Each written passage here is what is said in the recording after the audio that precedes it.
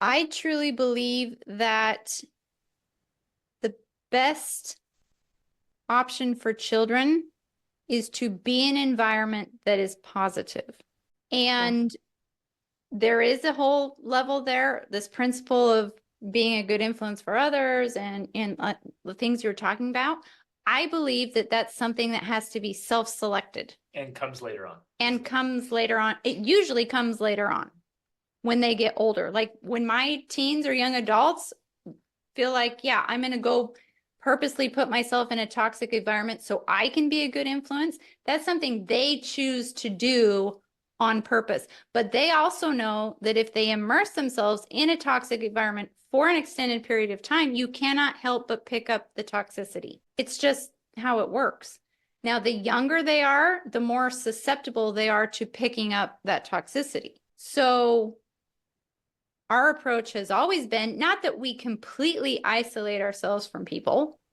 We still interact with people. From a distance. Like, well, don't step over, you're coming too close. No, I guess it's selected is what I mean. It's not like we've had experiences like that. And especially if our children said to us they didn't like it or they were emotional about it, we're like, yeah, there is no reason why you have to be there.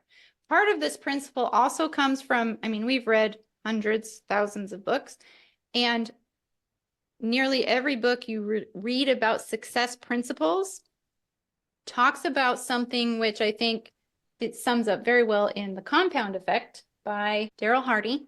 He puts it this way, which again, he explains it very well so it doesn't sound rude and hoity-toity, but you have to essentially judge every person in your life. And you have to decide how much time you should be spending with each of those people depending on what your personal goals are. Personal family goals. And he calls them like 3-minute friends. Some people you literally should only spend 3 minutes with. That's how toxic they are. Then there's 3-hour friends.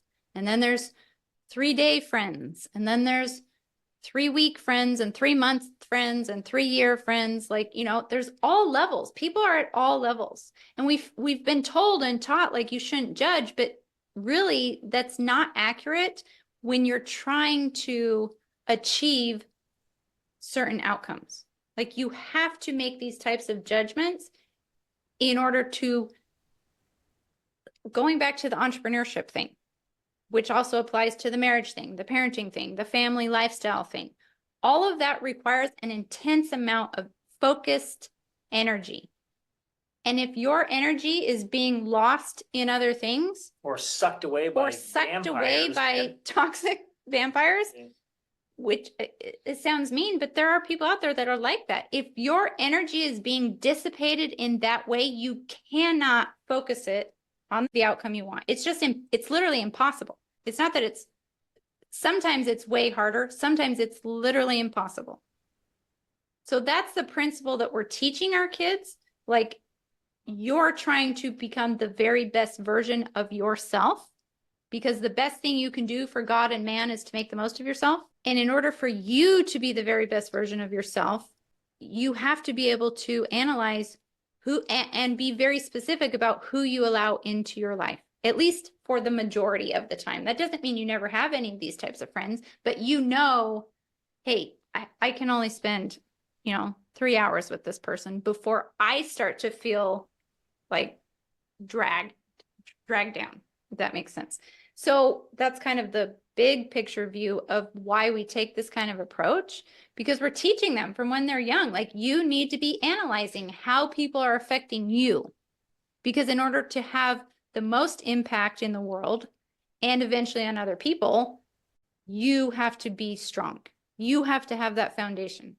And what we truly believe and we teach to our kids, the time for them to build that foundation is in their childhood and their youth, so that when they grow up and have that strong foundation, now they have more to give. Now they can handle tough people. You can't draw from an empty well, like Greg always says. And if you're empty or you're barely filled with anything, you don't have much to give.